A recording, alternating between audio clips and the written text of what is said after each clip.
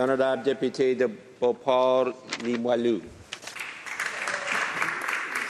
Merci beaucoup, Monsieur le Président. Merci de m'accorder le privilège de pouvoir m'exprimer en cette Chambre sur le projet de loi accélérant le renvoi de criminels étrangers.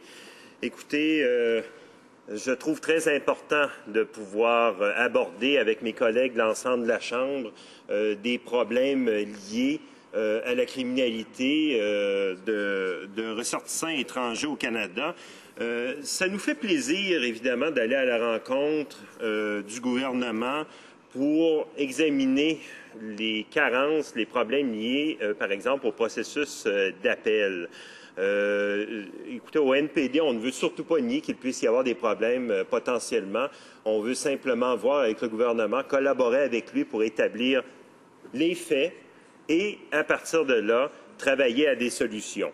Mais voilà, le gouvernement a déposé le projet de loi C-43 et à partir de là, c'est une base de travail, mais nous devons quand même exprimer certaines préoccupations, des préoccupations légitimes que mes collègues ont pris le temps d'exposer de manière très claire, concise et qui amènent à des questions parfaitement légitimes. Parfaitement légitimes. Parce que, Monsieur le Président, il ne faut pas oublier, parce que là, on parle d'un processus, entre autres, de la mise en œuvre d'un processus judiciaire. Il ne faut pas oublier, Monsieur le Président, que le processus judiciaire au Canada est dépositaire d'une tradition qui remonte à très, très loin dans le passé, une tradition des principes qui sont millénaires.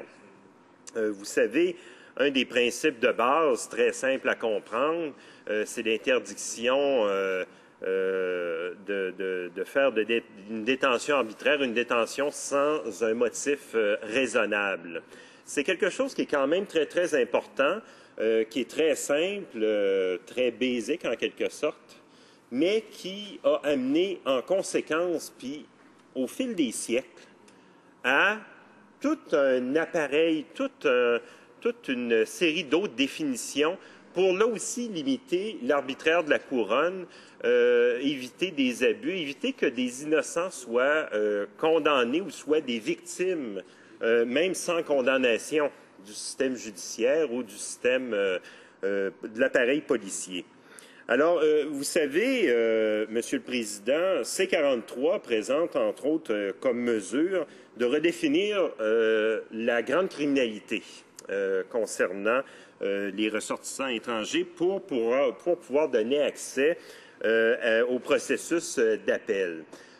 Actuellement, à la base, écoutez, la loi le définit à un seuil de 2 ans et plus, ce qui représente un seuil qui est calqué en quelque sorte sur les systèmes pénitentiaires fédéraux et provinciaux, puis qui en même temps aussi se modèle à certaines catégories de crimes et de sentences appliquées à partir de là.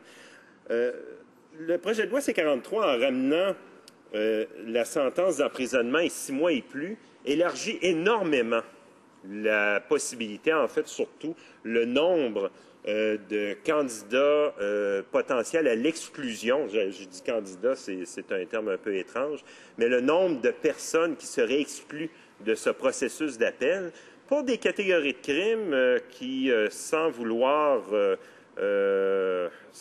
les négliger, restent quand même des catégories de crimes qui peuvent donner quand même une certaine latitude pour offrir aux gens, sans les disculper, offrir aux gens des alternatives pour pouvoir s'amender puis réintégrer la société.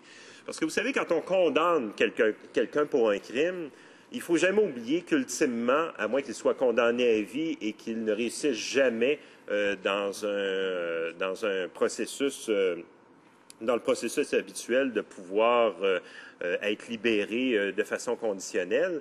Ce sont des cas très, très rares. La plupart des gens réintègrent la société, ont une vie après leur détention, après leur sentence. Puis on ne parle pas seulement d'emprisonnement, on parle aussi de sentences avec sursis qui peuvent courir sur des années, qui exposent donc la personne qui commet à nouveau un faux pas à être condamnée à une peine de prison plus lourde ou à être condamnée à une peine de prison qu'elle n'a pas subie vu qu'elle avait un sursis.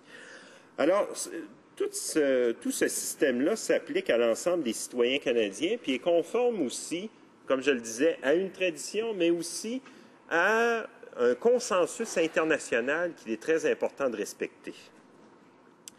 Et là, je vais vous amener sur un autre point très important qui n'a pas été beaucoup abordé, je pense, dans le cadre de ces débats, mais qui tient à la place du Canada dans le monde.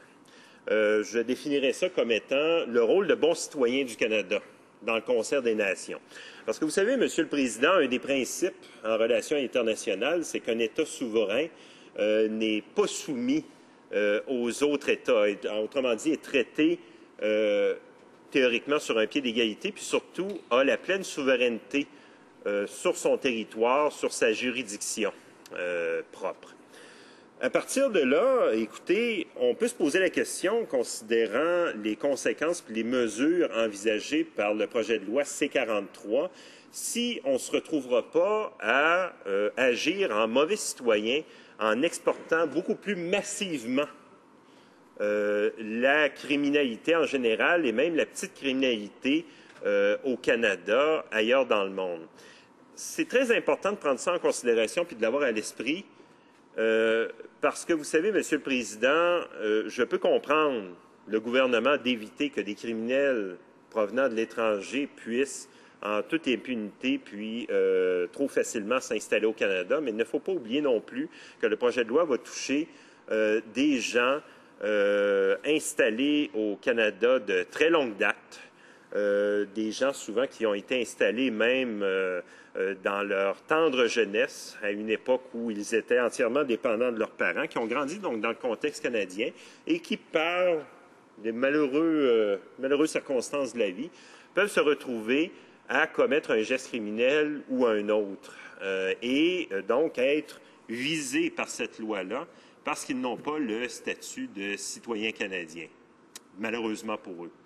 Et ce genre de deux poids, deux mesures, en plus de les léser potentiellement, peut aussi léser un des pays ailleurs dans le monde qui pourrait se retrouver à se voir retourner quelqu'un originaire de ce pays pour des crimes commis au Canada sans que cette personne n'ait commis de crime dans le pays d'origine.